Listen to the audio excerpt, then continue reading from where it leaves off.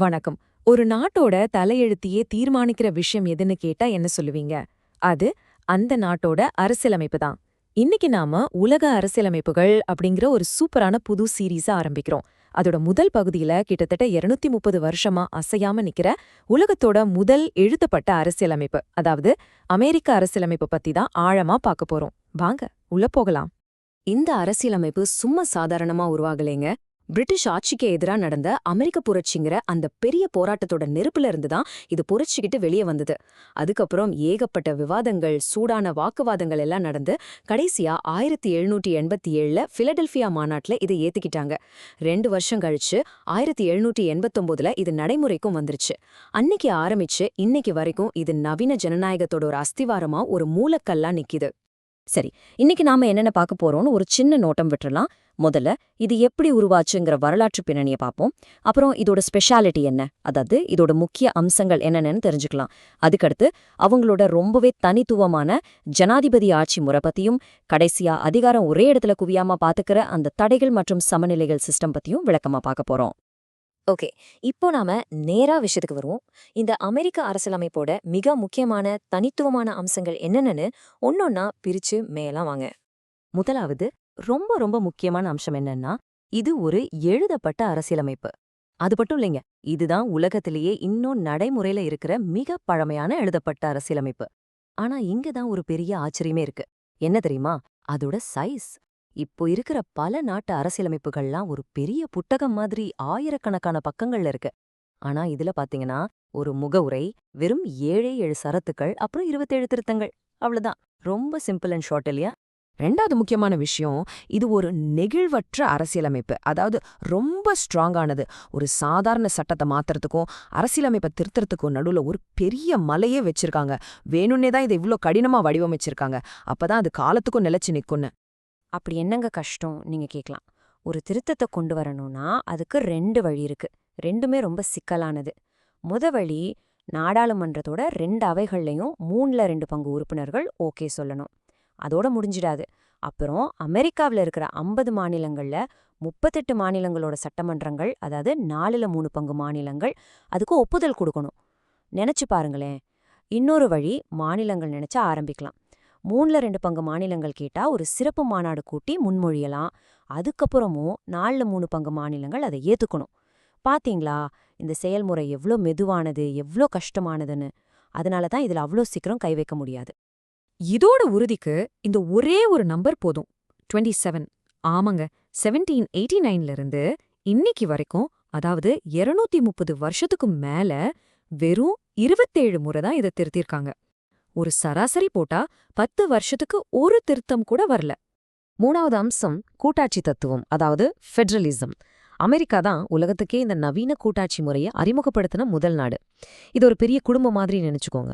ஒரு மத்திய அரசு இருக்கு, அதுக்கு கீழே 50 மாநில அரசுகள் இருக்கு. அதிகாரத்தை 2 பேருக்கும் தெளிவா பிரிச்சு கொடுத்துருக்காங்க. ரொம்ப முக்கியமான சில அதிகாரங்களை மட்டும் மத்திய அரசு வச்சுக்கிட்டு மத்த எல்லா அதிகாரங்களையும் மாநிலங்களுக்கே கொடுத்துட்டாங்க. இன்னும் ஒரு படி மேல போய் ஒவ்வொரு மாநிலத்துக்கும் தனியா ஒரு அரசியலமைப்பு, தனியா ஒரு ஆளுநர், தனியா நீதிமன்றங்கள்னு எல்லாமே இருக்கு. இதுதான் உண்மையான மாநில சுயாட்சின்னு சொல்லலாம். அடுத்து நாம பார்க்க போறது அமெரிக்க அரசியலமைப்போட ஒரு முக்கியமான அடையாளம். அதுதான் அவங்களோட ஜனாதிபதி ஆட்சி முறை. நம்ம அடிக்கடி கேள்விப்படுற பிரிட்டனின் நாடாளுமன்ற ஆட்சி முறையிலிருந்து இது எப்படி முற்றிலும் மாறுபடுதுன்னு இப்ப தெளிவா பார்க்கலாம்.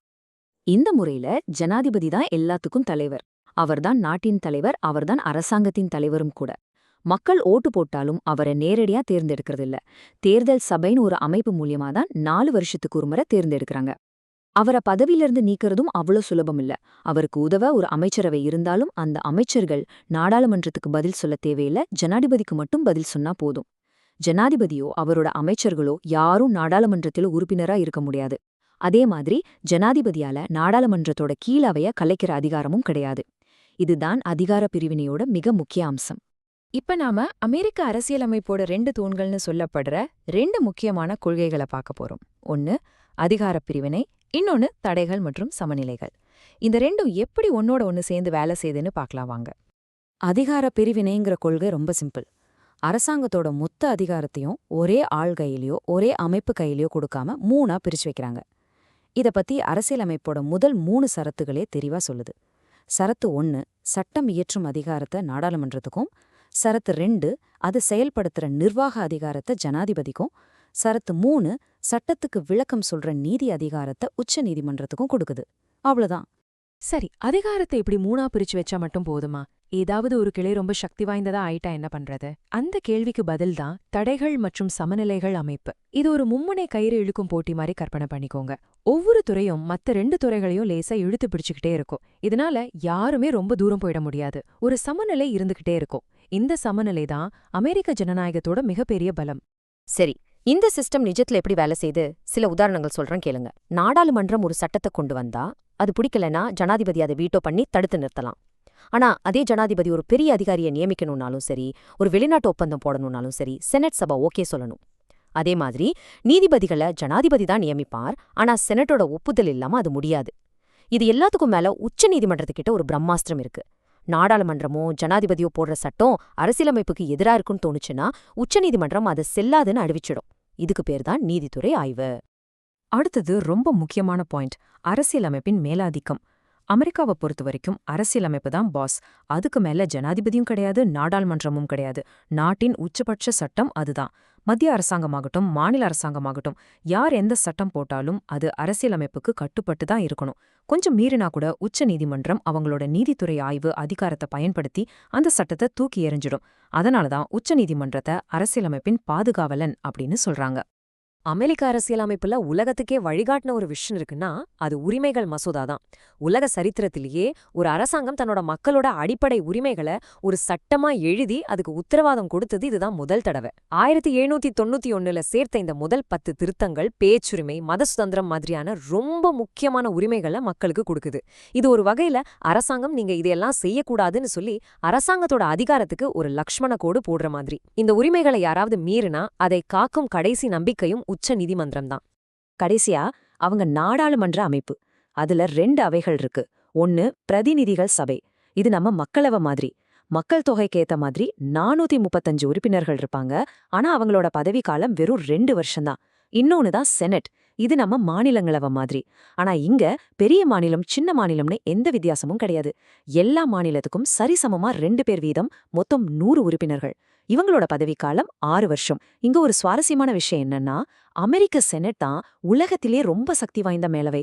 ஏன்னா பெரிய நியமனங்கள், வெளிநாடு ஒப்பந்தங்கள்னு முக்கியமான முடிவுகள் எடுக்கிற அதிகாரம் அதுக்கு தான் இருக்கு. சரி, நம்ம இப்ப பார்த்த எல்லா முக்கியமான விஷயங்களையும் ஒரு தடவை வேகமா ரிவைஸ் பண்ணிடலாம். அப்பதான் மனசுல நல்லா பதியும்.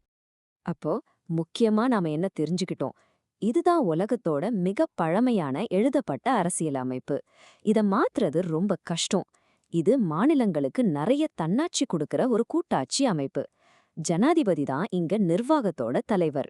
இதோட இதயம்னு சொன்னா அது அதிகார பிரிவினை மற்றும் தடைகள் மற்றும் சமநிலைகள் தான்.